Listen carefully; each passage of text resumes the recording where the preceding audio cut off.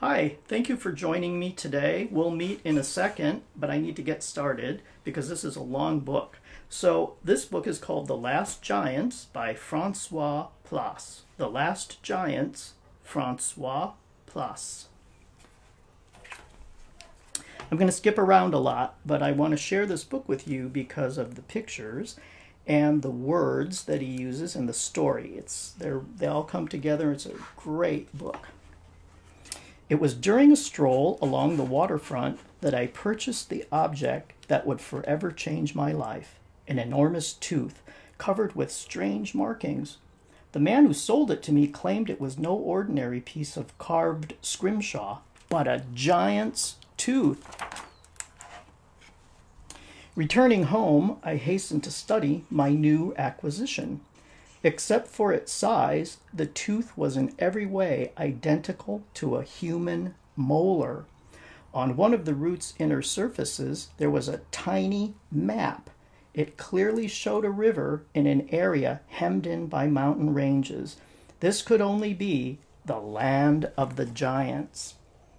I packed my bags and prepared for a long journey. So next we see him arriving to start looking.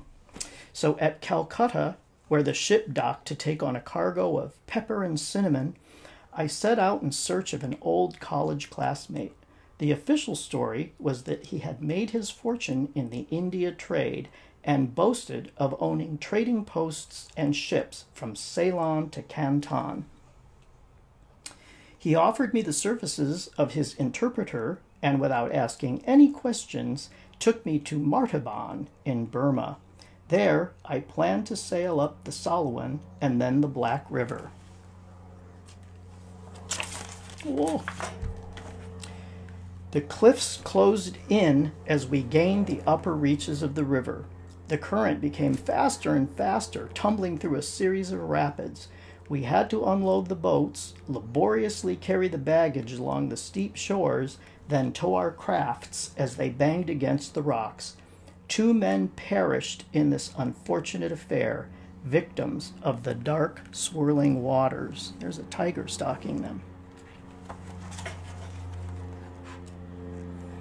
Fatigue, hunger, and cold became my constant companions, loyally attending me every step of the way.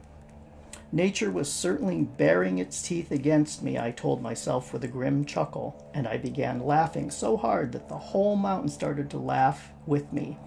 At that instant, the madness of my enterprise appeared to me in all its glorious absurdity.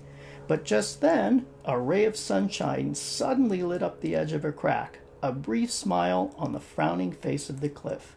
Under my feet, the shaft of light seemed to indicate a path. Quickly looking down, I saw huge steps worn into the rock, the footprint of giants.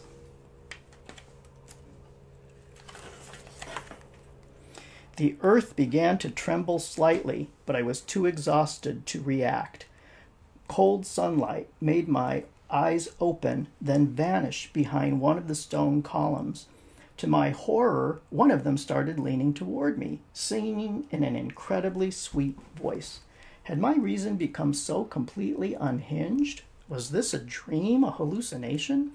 A terrible fear gripped me. No word, no cry escaped my frozen lips. My thin, trembling body shook with fever.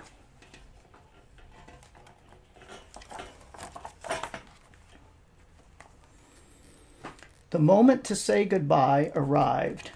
Each giant had given me a small piece of golden amber, to which they seemed to ascribe some precious magical power. I, in turn, gave each of them a clay statuette on a string, a figure wearing the silly top hat that had so often made them laugh. According to my calculations, we could easily reach the steppes of Central Asia by crossing the high plateau of Tibet. Perched on their shoulders, I watched as the landscape moved by. 40 feet below, an entire village could nestle within each of their strides. My book came out on August 18th, 1858, so he made it back home. The first two of its 9 volumes gave a complete annotated account of the myths and legends related to giants.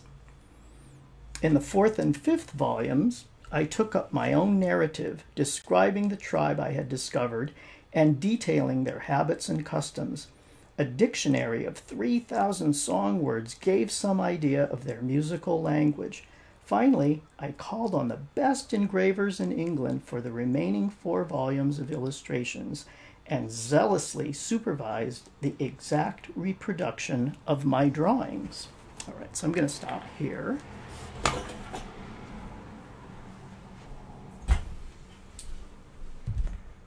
So again, thank you very much for joining me today. So what do you think happens? What do you think happens to the giants where they live? What do you think happens to him? Do you think it was a good idea to sort of let everybody know that there was this kind of lost civilization about a really special kind of a person? So, you know, those are things that, you know, you can chat with your parents about. And I hope that you'll look for this book and give it a try. It's really wonderful. And this book will grow with you as you get older. You'll continue, hopefully, to read it and enjoy it. I have. I found this by reading it to my own kids. So thank you again for joining me, and we'll see you soon. Bye.